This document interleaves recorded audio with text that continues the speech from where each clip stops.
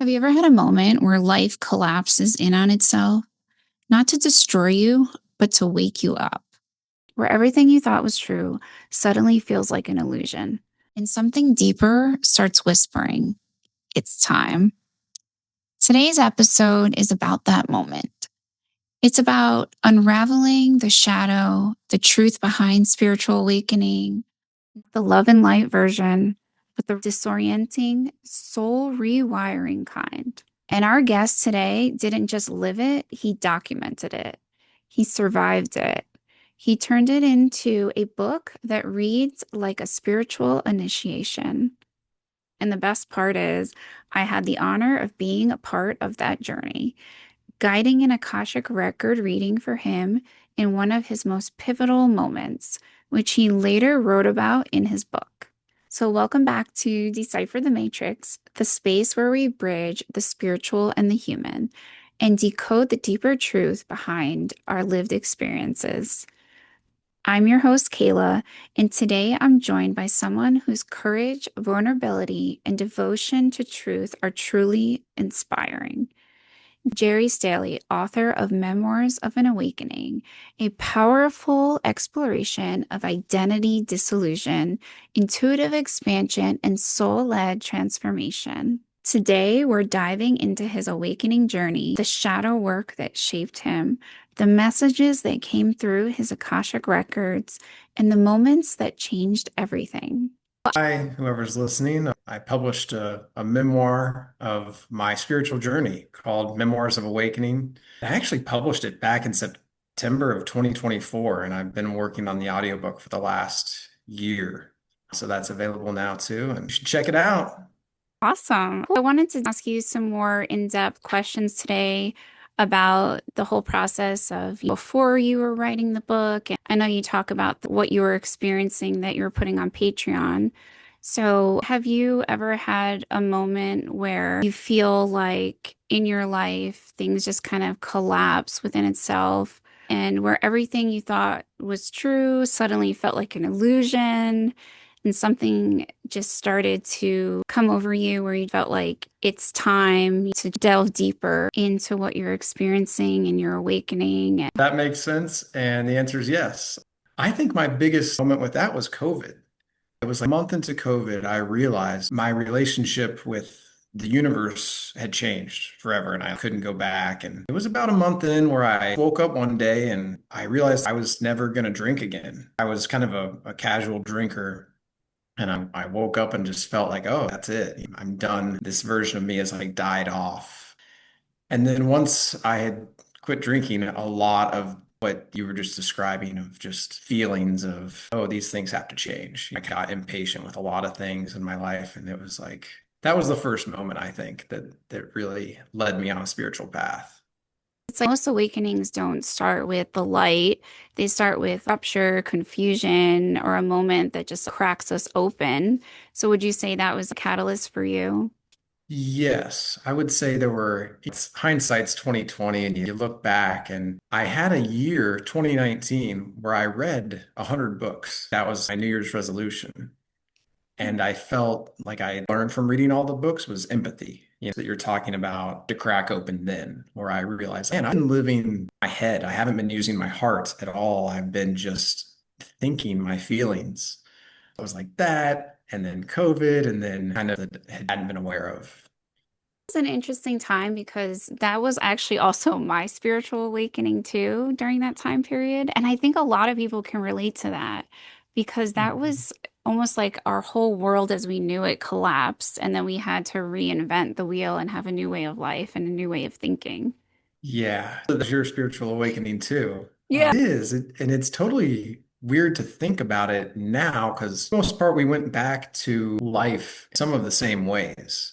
Completely different people now, and there's like a fear, were you doing before COVID, and then who are you now? What are you doing after COVID? I wanted to ask you, was a point in your journey where you had booked a reading with me and then you wrote about that moment in your book. So, to that session, like happening in your life at that time. Really struggling at that time because I had like the supernatural awakening experience and then came back down to earth and had to figure out how to integrate it into my daily life. I credit my whole awakening to the Akashic Records. I had learned to do energy work and sort of healed myself working in the records, but I had this, what I thought was a very limited way of working in the records. So I wanted to get a reading from someone who could interact in the Akashic Records in a different way, what I thought was more. And my sister had introduced me to you and your work. I didn't know you were actually living in Wilmington at that time. I believe we did it online, even though I was in Wilmington. Was really cool for me to see you interacting in the Akashic Records and to receive a reading because you saw things. And like I'm clairvoyant, I was always clairaudient and clairsentient, and I just came through or were conveyed to me. And I was really curious to see like what's in this realm, this dimension. Yeah. Yeah, I noticed that too, Akashic readings done by other people, and it's kind of a cool experience because when we're trying to channel for ourselves, it can feel a little bit muddled, a little confusing to be open. We almost want things to be a certain way for ourselves. It can be a little harder. Yeah, for me, it was a lot about trust, and it was hard to trust the things that came through. Like Mm. into my own records, something would come through, and I'd be like, "That can't be right." I'd ask the same question over and over again, and like, someone else is doing it, you know them. Like, Awesome, though, that you got to have that experience to kind of with different readers and different channeling experiences. Do you remember like it entered the records through for you? You mentioned a little about it in your book and chapters, and like a message or like a revelation that shifted your understanding of your path with that experience at all. there were a number of really cool things that came through. First was a little bit of validation and confirmation of just like, I remember some of my past lives, but I didn't quite trust just making things up in my own world. Reading with you did reveal something unexpected regarding Egypt because I had been in Egypt, Great Pyramid, in the King's Chamber on February 22nd, 2022 for this like big activation. The intention I'd had all during my awakening where I was so alone, I suddenly was with a big group of people in the most spiritual place in the world. And so during your reading, you mentioned that I had had a past life in Egypt where I was a scribe working on the hieroglyphics. And that is when it sort of came full circle to me. I was like, oh, okay. Because sometimes you need an interaction to trigger a past life or to trigger a deeper insight. I was there for almost as a tourist at first. Like, Wow. Oh my gosh. so I remembered to mention that because if you're looking for certain interactions to trigger your past life memories or like retrieve aspects of soul, there's no better place in the world, I think. Wow. So you you went to write them twos, but yeah, I remember also because that was very powerful time. That was when I was in Wilmington and I was just messages from the Akashic Records for my business and like to put on that date and to have these new shifts with what I was doing to reach people spiritually. So that's interesting you mention that date. And so you were at Egypt, you had already planned it, but just as like a trip, it wasn't necessarily anything spiritual. Well, no, it was I didn't know why I was going like Okay. are you Matthias Stefano? No, I don't think so. Okay, so a show on a platform called Gaia Oh and yeah. I yeah, so I had a show called Initiation and he had put together kind of a that was in like the money out where it was like I'm never going to get to go to Egypt for this amount of money to be part of a group to feel like I can travel alone and be supported. Thing was it that like a portal, it was us to activate some things, and it was like had to be on that day. And so there was a month period of preparation where we sort of did planets and in terms of like doing grid and this intention, so that by the time we got into the pyramid, it was like, okay, do is bring our don't need to um, like show up, look the Sphinx in the eye, sit and just be there. That's amazing. Yeah. So is that the how it came up in your Akashic record reading about you being a scribe in a past life, and then you're writing this book and you go to Egypt and on that special portal? That's amazing. Yeah, because you with like symbols or I was like, well, yeah, I mean, That.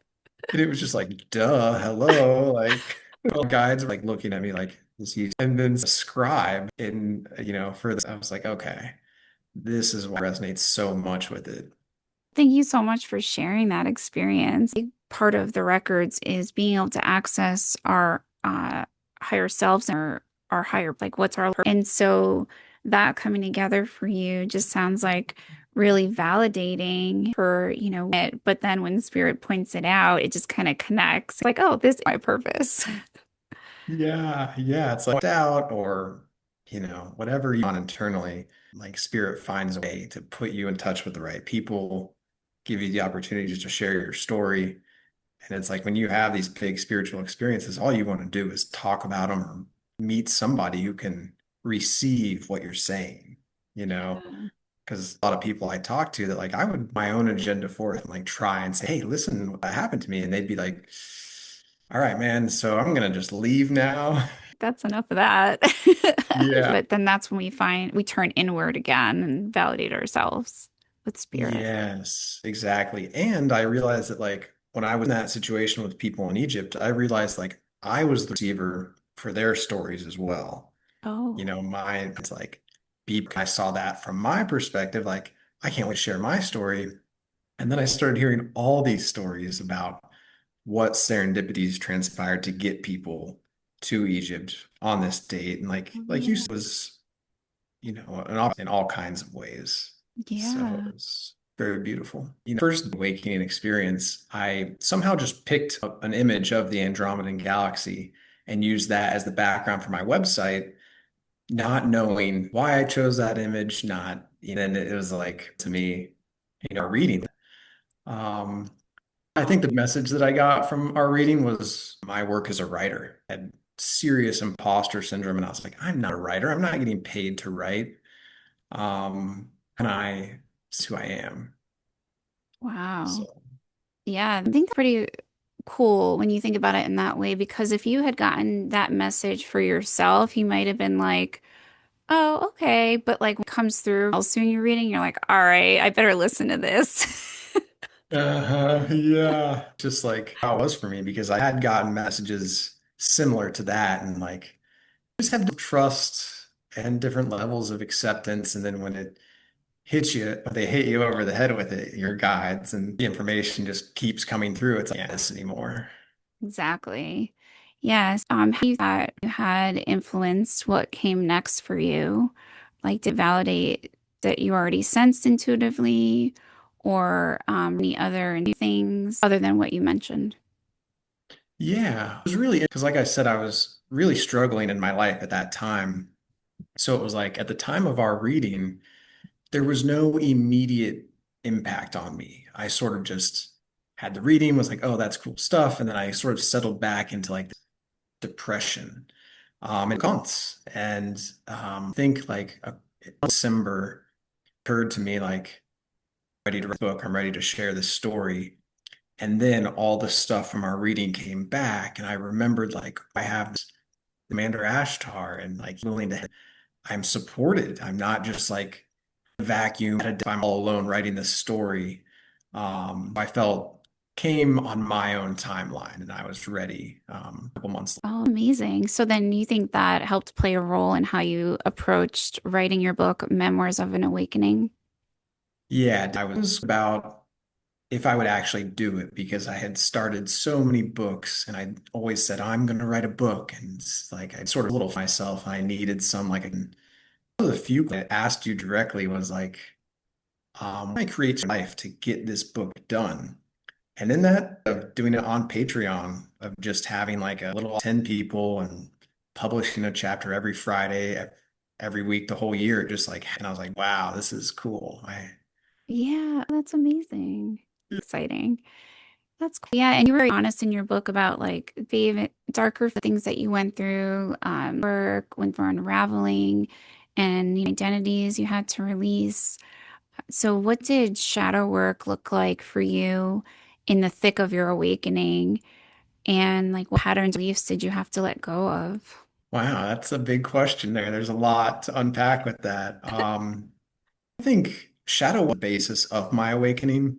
Um, really was for the whole first year. I sat down and did my breathing exercises and meditated and entered the Akashic Records. And then I just cried. Cried because I was like feelings and them like that I had like drowned out like in the big life. And so it was like it was pure shadow work, I think, of me just feeling my feelings and not running from them. And there was a moment reading where it was like at first what came through for you was that I was like a light. Then it was clarified later that I was a worker of light. And I thought that was like for me. I was like, oh, you know what? I'm not like in the love and light and manifesting and like all this stuff, more on the other end of the spectrum with the darkness and these uncomfortable things, these energies that you would rather not encounter. Exactly. But yeah, so yeah, so it's like into like doing stuff. Yeah. And that's realize that and kind of give you like, well, no wonder why this is so difficult right now. Like human and I understand like other realms and these darker energies and trying to transmute dark to light. And yeah, interesting too, even like and specifically when I was living in we used to do these sound bath meditations at the salt cave. And I was one of the sessions, I was sitting in there connecting with spirit, and I just kept hearing Andromeda, Andromeda, and over. And I was like, oh my gosh, what is going on? And so, what I've learned is that I am also here on Earth, and we're also, as light workers, usually other dimensions at the same time. And so, Mhm. Andromeda is where apparently I'm also working. Oh, that's beautiful. Yeah. It's funny how kind of together and we almost like guided to each other, know each other. So that's pretty amazing too. Yeah, the coolest thing is that you get, yeah, God sort of leads you, and you don't really know at the time, like why you're, and then it's like, Yeah. you resonate with Andromeda too, like the big who I am now. As far as your old self was falling away and your intuitive gifts and energetic sensitivity was expanding, was it for you when you were navigating those shifts? It was totally sensitivity as like a good, whole, I played hockey, I was a jock, like I have this experience and like, wow, I can have access to my intuition and access to guides and initially, it was really, and then sort of came back to earth. It was really volatile, where some moments I would feel like this is the greatest thing ever. And then other moments I'd be like, I can't handle this. I'm uncomfortable being this sensitive to the energies of the world because all these people I've surrounded myself with and the things that I do and the places I go, like not quite for with this sensitivity. Now I'm feeling things that sort of communicating might not be the space for me, or these might not be the people for me anymore. Yeah. Usually people don't talk about when it's like, oh, I had a spiritual awakening. And then it's like, oh my gosh, your whole life changes. The people you knew and just out of your comfort zone because it's a whole new expansive way of seeing things after that.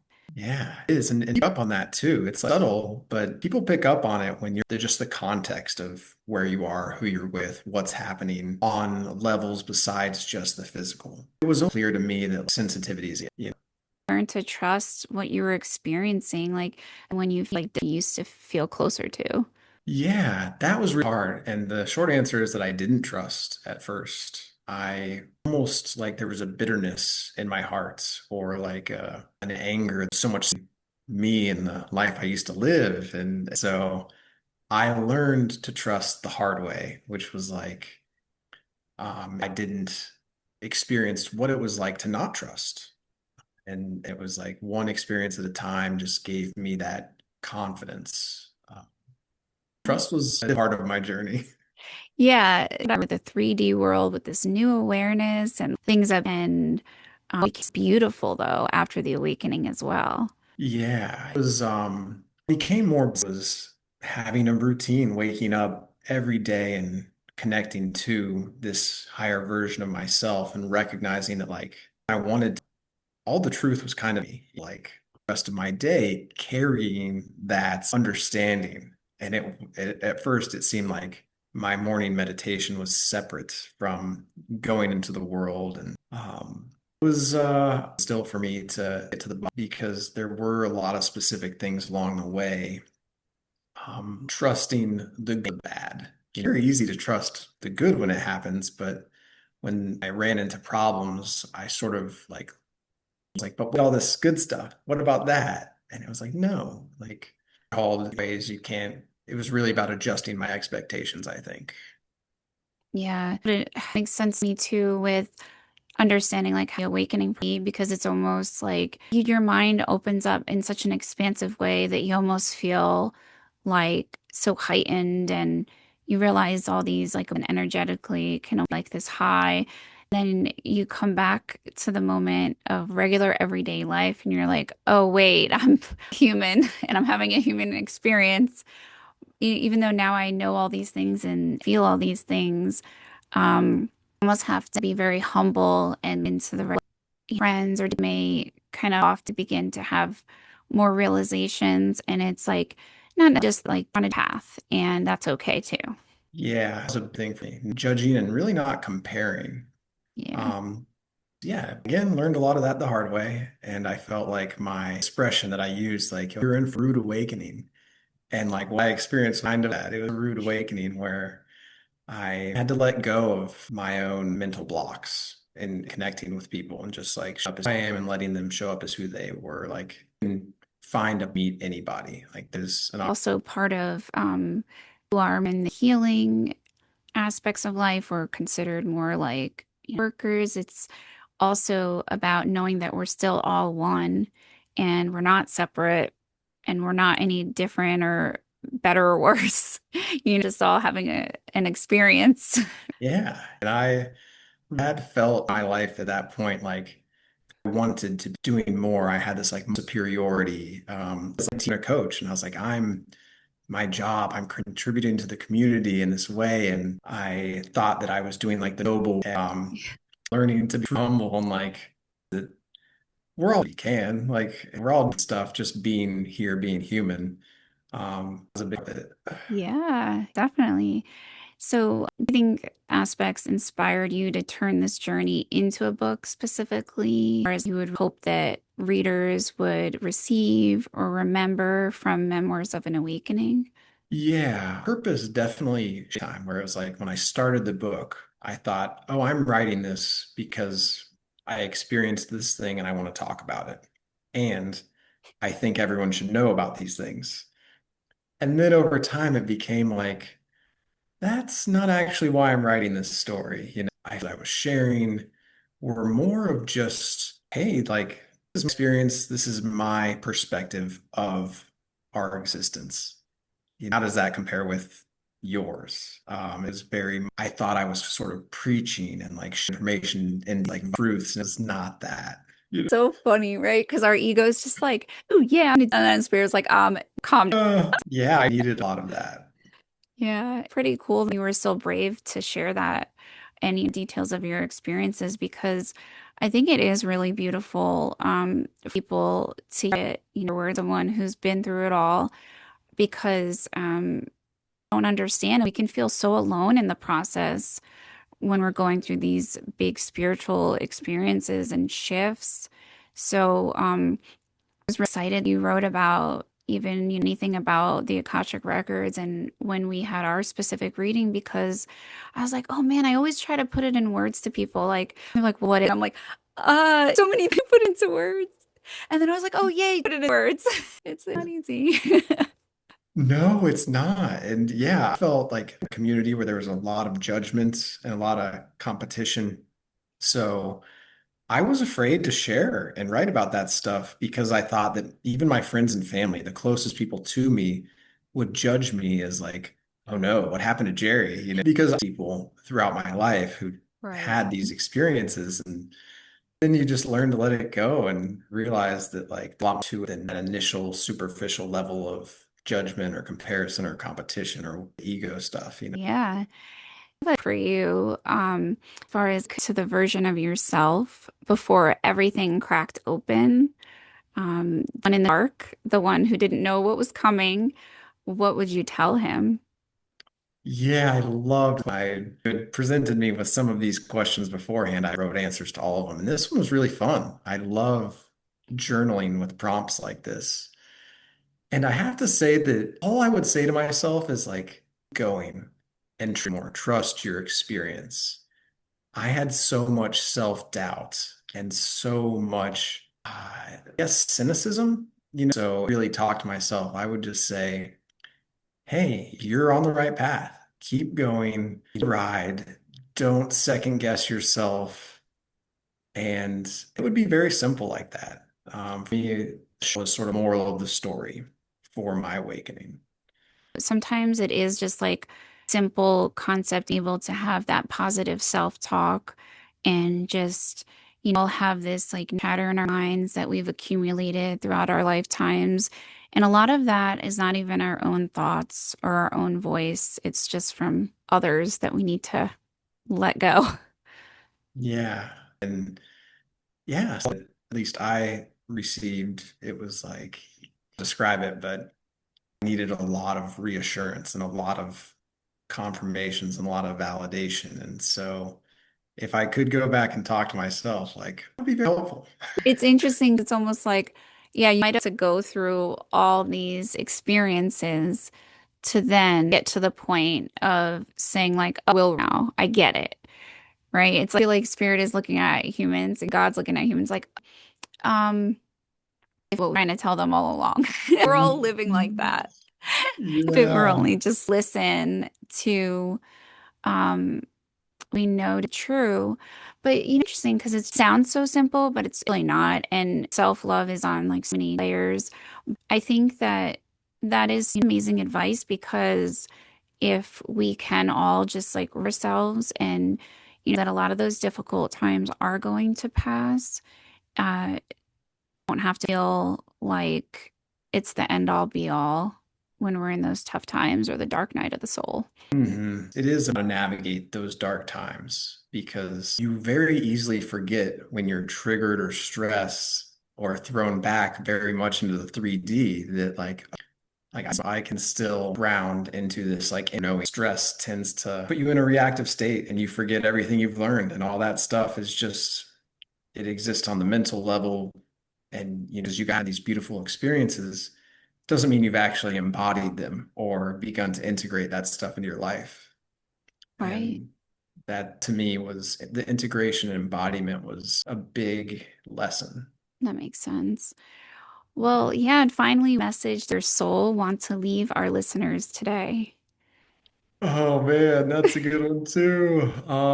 I had one would be to trust yourself and to find ways of going within to search for the answers. We have so many ways of looking outside ourselves, especially with like GPT. It's just type into Google or Chat GPT, like ask for a lot more out of it when you sit down with yourself and really ask yourself and say, hey, can I get to the truth here? Like, who I does my self think? And so Yeah. it was very like to meditate. I sat down doing the breathing exercises, and I realized like people can find in their own way. You can have a hobby where maybe you're painting or gardening or even like waste hockey. Those are the moments when you can go inside and figure out how you feel and where your truth is coming from. So if I could share that with anybody, be like, find out what your meditation is. Good one. I like that. Okay.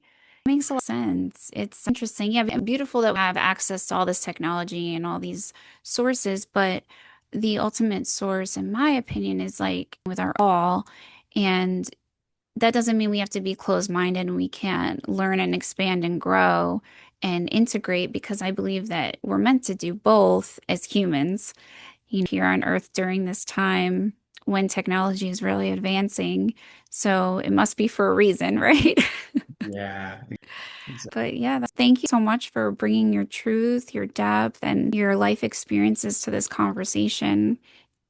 Your story is a gift, and I know so many listeners will find themselves in your words. So, for those tuning in to Memoirs of an Awakening is available on Amazon, and the audio version is now available on Audible.